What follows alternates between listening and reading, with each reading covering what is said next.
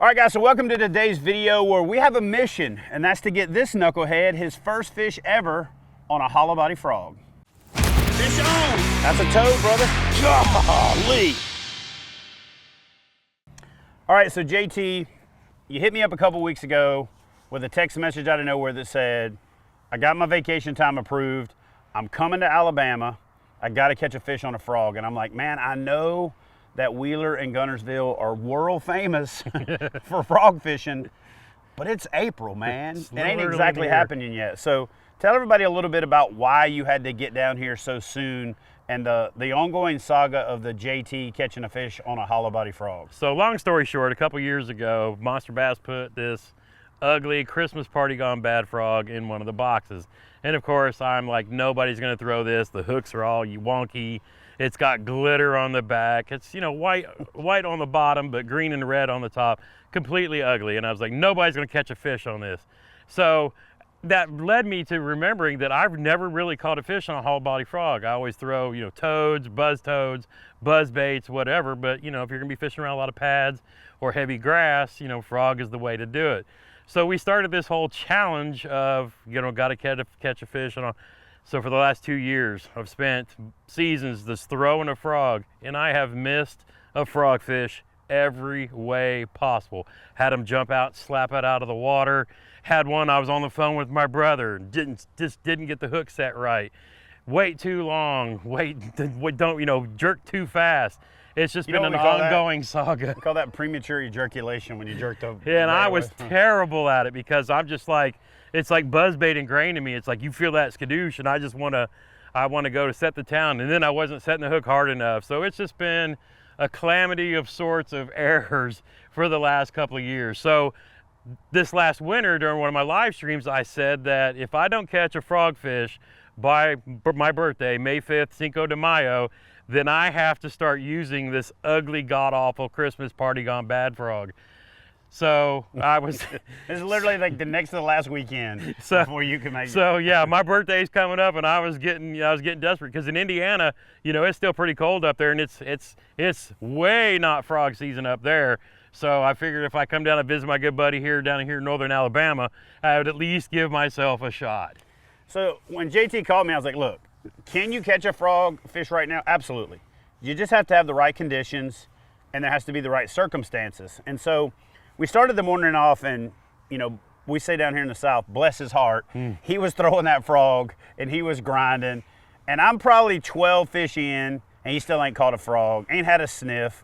And then I'm like, man, maybe you want to throw the chatterbait or something, just catch a fish to get your confidence up. And he's like, I'm throwing this frog. So he's throwing the frog, and then he gets like a little smack on the frog, which now it's like, okay, maybe they're about to eat it. Let's let this boat go by. We get a lot of those on the Tennessee River.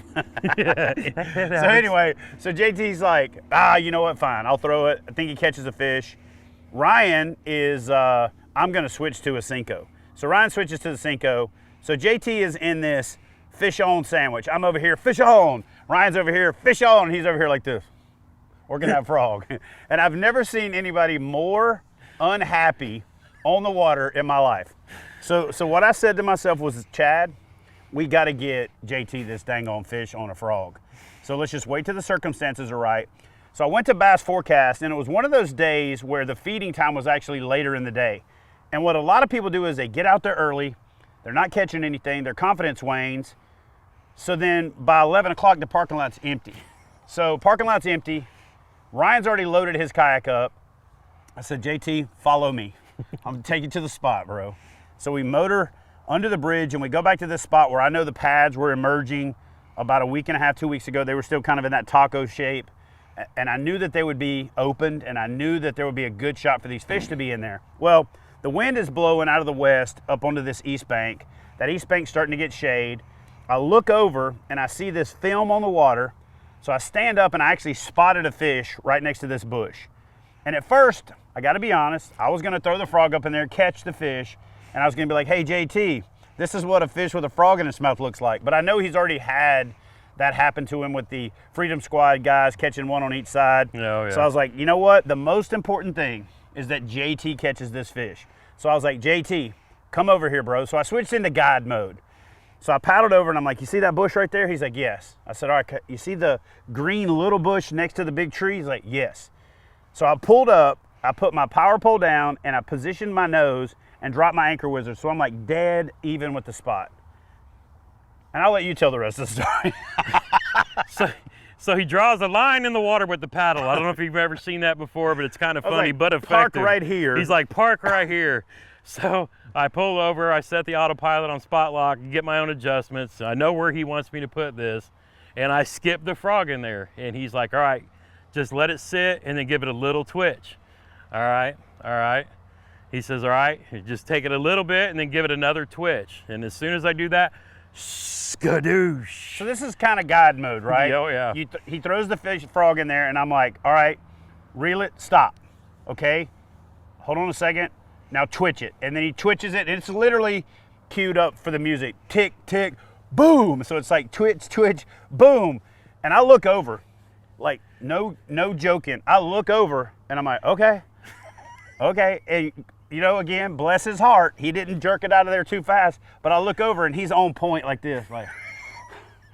And I'm like, all right, man, you can set the hook anytime now. He's like, whoosh-ah! And that frog came back flying at him like Mach 2, and I was like, no. So at first I thought, golly, that was perfect. It would have been the perfect ending to the perfect story. But it was still perfect because you had that one miss. And I think what really happened there was, he's like, dude, I just had a guy draw a line in the water for where I'm supposed to park, called the twitch and then the go, or the pause and then the go, and the fish blew up on it. I have got to catch a fish. So I was like, here's the thing, JT. I've got to go work on the kayak bass fishing headquarters. We're doing the remodeling right now. Yep. I've got Ryan's primary goal to come down here was to help me with that. I can't just leave him working on the headquarters while I go fish for 3 days. Plus I live here, but I'm gonna take you to a spot. I'm gonna get you set up. I'm gonna tell you a couple places to check, and then I'm basically gonna leave you to it. Yep. So I go do that. I take JT to the spot. I get him all set up. And to be honest with you, again, when the story unfolds, I think it's better that you went out and caught it on your own versus the whole like daddy teaching you to throw right there. Okay, now to wiggle it. No, okay. So again, at first I thought it would have been the perfect story if he caught it right then, but I think it worked out better that I took him to this spot that I know, a little backwater area off the Tennessee River. I knew these fish were going to be aggressive in there. I gave him a white frog because I really thought with the shad spawn about 2 weeks out that maybe they would key on that. He threw that, you know, a little bit, and then went back to the standard, the fish he had already had, or the lure he'd already have a couple blowups on the Spro flapping frog. Yep. And you know, so tell him what happened, man. Honestly, I haven't seen the footage. All I know is I got a picture of a fish mouth with a frog in it. Mission accomplished. So talk to him about what happened. So we get out as we're unloading, you know, Chad's kind of pointing me around a couple areas, but there's fish actively working in this section right next to the boat ramp. It's a little creek runs in. When he says fish are working, he's unloading his kayak, and it sounds like airplanes are dropping bowling balls in the water. Yeah, I mean, it's like I need to hurry up and get out there and get over it. So I get, you know, he takes off, and I get out and I motor in. I come in, you know, keeping some distance, and I kind of hit that spot, and I work the bank with the right frog. You know, no luck. I'm like, you know, all right, I'm gonna go back to what at least I got that blow up on the day before, was with the Spro flapping frog, you know, because I kind of like at least a more buzzbaity action, if you will.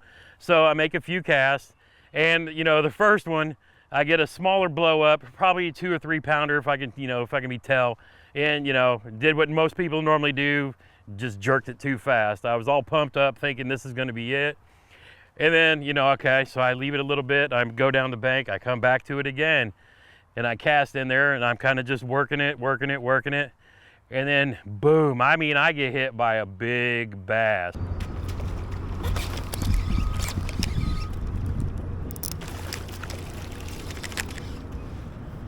And I mean, this was actually perfect. He says, set the hook, and I did. I reel down, I point, and I bam, and I feel it. And then my drag slips. For whatever reason, my reel is not locked all the way down, and I could just feel the braid giving back to the fish. But see what happens, JT, is all of those little things like that, they become these things like the hair that stands up on the back of your neck. Yep. So the next time you go frog fishing, the first thing you're going to check is your drag. Yeah, 100%. So it's kind of those lessons learned. I'm going to let you finish the story, and then I'm going to grab something to show these guys. Yeah, because, I mean, what I've done, you know, it's like, you know, since I've never really, you know, I've caught them on buzz toad, I've caught them on, you know, the toad, the plastics, and it's kind of like, to me, I check my drag kind of like I'm throwing a jig. But this, with frogs, you really have to lock it down. You got 2 big hooks you're trying to drive in. And so I'm like, you've got to be kidding me. And I'm telling you, I went on this little bitty rant of why am I doing this? You know, just questioning everything in the world. And I was like, this takes the fun out of fishing. And I fish tournaments, but they're for fun. I like to meet other people. I'm not there to win big money, you know, and all that. It's just, I love to fish for fun. I used to fish seriously 20 years ago, but you know, it's just one of those things. So I just get out of my own head and I circle back around. I was like, all right, we've got this. We've had 2 good blow-ups this morning. We're gonna be in good shape. And so I circle back around, I cast it in there. I kind of let it do its flapping thing. I let it stop above this spot where a previous fish hit it. And then just as I start, skadoosh. And then I wait, set the hook, and I'm bam! And this time I'm freaking screaming because I know I really got a good hook set in it. It's jumping around. Yes, we did it! It was a blast. Let me explain to them what the set the hook thing means. Yes, be my just in guest. case folks haven't seen it in a long time. Yep. What I tell people all the time, when a fish blows up on a top water of any kind, but especially a frog, if you can teach yourself when the fish blows up to point the rod and say set to yourself, reel up the slack on the, and then hook on the next cadence. So set the hook, it'll give you that right amount of pause. Yep. Right? So that's what JT's referring to. Because in the past, you always have people tell you, you know, count down, 3, 2, 1. So like when I was with Chad that first time, it was literally 3, 1,000, 2, 1,000. I know I'm talking to Army guys, right? So I had to come up with these little easy to remember things. Yeah, of course. Because if I make it too complicated, Yep. you can be like, what did he say again? Set. Set the hook. It's what you're doing. Set the hook and then hook Yep. them. So you do set, reel up the slack on the, and hook them on hook. And it's like, Yep. boom, boom, boom. And so then, that was a little bit faster than what I did when I was with you, probably, because I knew I was telling myself, wait, JT, wait. I could have made a sandwich I know. after you fish blew up But on that frog, and I was like, But I was like, I don't feel nothing. He was like, yep, yeah. But are again, you waiting on me to tell you to set the hook? Anyway, all right, so JT, listen, we didn't do a lot of tips because you were so frustrated with the actual concept of catching the fish. Yeah. And I gave you this white frog, and I know if you would have stuck with this white frog the whole afternoon, you would have caught more fish. Yep. But it's a confidence thing, so you went back to what was working for you. Yep. But I'm gonna tell you how to fish this lure and why you should fish it. And if you'll take my advice on this, you'll catch more fish. Wherever you live, when the shad spawn happens, it's the only time I fish a white frog. And it's also the only time that I really downsize. So this is the Spro bronze eye frog, but in the junior size, okay? It's a little bit smaller. And what's crazy is they still put the same size legs on it.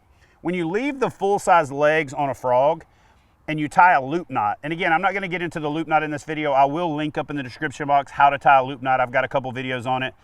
But when you tie a loop knot and you twitch, give, that frog can swing side to side. And that's even more important during the shad spawn, because what you're gonna do with this frog is you're gonna throw it on the bank and you're gonna drag it into the water and twitch it and give it a little slack. And then that's gonna scatter the shad that are spawning on the bank. And then that's gonna make the fish think another fish went up there and blew up on them, and they're gonna look up and this is the, this left, right? So you scatter the bait, they see that scatter, they run up there, and this thing's just sitting there waiting to be eaten. But this is the part that makes it killer during the shad spawn. So normally what I tell folks is the way I set my frogs up is I turn it over and I basically trim the legs even with the body. So basically I'm gonna go just like so, okay? And I'm gonna grab it right at the nose and I'm gonna trim it right there. On the shad spawn frog, I'm gonna do it even further back. I'm gonna pull it down even with the eyes. I'm gonna make it a little bit shorter, and I'll show you in just a second exactly why I'm gonna do that, all right? So basically, I'm using my little Fish USA braid scissors, which by the way, these things are bad to the bone here. I'm gonna trim that off just like so, okay? And I want those legs to be a little bit shorter. Now, I naturally trim at an angle. You can trim them even, and then you can leave one longer, and then you can trim off another one. I trim it at an angle for a reason. So if you guys notice, this one leg is longer. So you could trim it and then trim one shorter, but I just trim it at an angle. I want one leg longer. The reason that I want one leg longer is that I'm gonna throw this thing up on the bank, I'm gonna pull it into the water, and I'm gonna do a snatch and give some slack back to it. And when one leg is a little bit longer, what happens is there's more drag on that side. So with this being the long leg, here, hold that for me a second. With this being the long leg, when I jerk it, that side's gonna have more drag, and because that loop knot allows that bait to articulate, it's gonna turn broadside. And when those fish blow up on a broadside frog, the hookup ratio is twice as big, and I'm gonna actually demonstrate that, okay? So that frog comes forward and turns, and when that fish blows up on it, it's just like your hand. You see how it's like sticking me right there? So you don't have to have it halfway down the throat, because again, when it swings sideways and that fish blows up on it, that frog is gonna hook them in the corner of the mouth dang near every time. You're not gonna get them in the lip skin, or you're not gonna get them in that little skin in the roof of their mouth that sometimes can just pull right out. Yep. And so again, you kill two birds with one stone. You give them a broadside look at the bait. It's gonna set a little bit nose high. You want the legs a little bit shorter so that it can swing more, and you want one leg a little bit longer so it creates more drag on that thing and it turns sideways. I promise you, if you do that trick right there, which by the way, he's already got my other white frog, he said, you ain't getting this frog back. And then the last thing I'll tell you is this. Two things. One, boil your frogs. Every brand, get your water boiling, drop them in there. What I do is I put like a piece of 60-pound braid on there, and I just drop them in there and kind of dunk them. I've seen videos where people have like a vat full of frogs and they're boiling them. I don't do that. I tie some like 65-pound braid on there, get the water boiling, and just kind of dunk it in there a few times and let it set for a minute, and then I take it out and just set it on a piece of paper towel. That boiling water softens that frog up pretty substantially, but it doesn't affect the structure. And then the other thing that I do is on my way to the water, once I get to the water, if I'm going for a late bite, I'll throw them on the dash of my truck. So that sun kind of softens them up a little bit, or I'll put them up in front of my depth finder. Like on my kayak, there's like a little area up there. Yep. I'll just set them up there so they're sitting in the sun, and that'll get them a little bit softer. But that trick of boiling them and dunking them in and out of some boiling water, getting them nice and hot, just changes it forever. I mean, they stay soft. You get a lot better hookup ratio. You don't have to bend the hook points out like a lot of people do, because then that catches on the trash and the hydrilla and things like that. So guys, wherever you live, right here on Lake Guntersville and Wheeler on the Tennessee River, we're about 3 weeks away from the shad spawn, 2 weeks away from the shad spawn.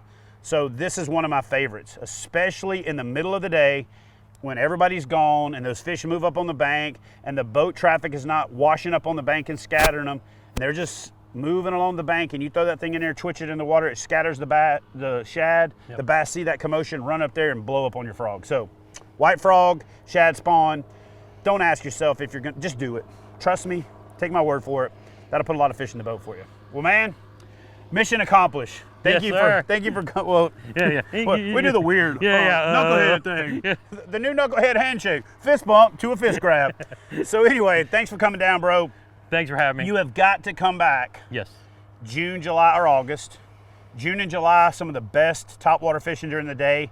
And in my opinion, we have some of the best nighttime fishing in the month of August anywhere in the world, because again, it's like cooler at night. There's less boat traffic. You can get out there and you can see them. It gets dark super late in August, so you're not out there till 11 o'clock at night, right, fishing from 11 to 4, and just really, you have an opportunity to get your arm broke every time you make a cast on these, on these two lakes in particular, and all over the state of Alabama. But man, Wheeler, Guntersville, topwater frog fishing in about the next 3 weeks to a month is going to be on fire. Congrats on getting the popping that cherry for the first ever topwater hollow body frog fish. And yeah, I said I wasn't going to ever throw a frog again. And I'm giving them all away, but I'm going to keep this one. I'm going to use this tip to try to he says that, and I'm going to start sending him pictures of mouths about this big around with a frog down its throat, and then I'm like, come on down, JT. So yeah, Freedom Squad wants to come down and do a catch 22 down here in northern Alabama with Chad. And yeah, we have to make that happen this summer for sure. All right, guys, and one last thing before we go. If you haven't done so yet, be sure to check out the Knucklehead Bass Fishing Challenge Series. I'll put a link in the description box. Sign up for Team Gramps. He needs all the help that he can get. Sign up for Team Chad if you want to be on the winning team, or you can sign up for one of those other knuckleheads like Clay Guida or Fluke Master or John Cruz. Help me out here. We got Wendell, Fishing, Larry Melton Jr. We got Larry Melton Jr., Team LMJ. We got both of the guys from Aggressively Average. You know, we got some more that are coming. Alex Rudd Fishing. Can't forget about Alex Rudd and Creek Fishing, John with Creek Fishing Adventures. It's going to be a slugfest, Veterans Day weekend. Yes. We're going to raise some money for charity. We're going to raise awareness. We're going to have a big get-together where all of us get together and fish and camp and camaraderie. It's going to be a good time. It's going to be a good time. So, guys, if you haven't done so yet, consider signing up for the Knucklehead Challenge. The registration is open throughout the month, so if you don't get in on the first of the month, like with the state challenges, you can still sign up. Again, I'll put the link in the description box for the Knucklehead Bass Fishing Series, and I will see you knuckleheads in the next video.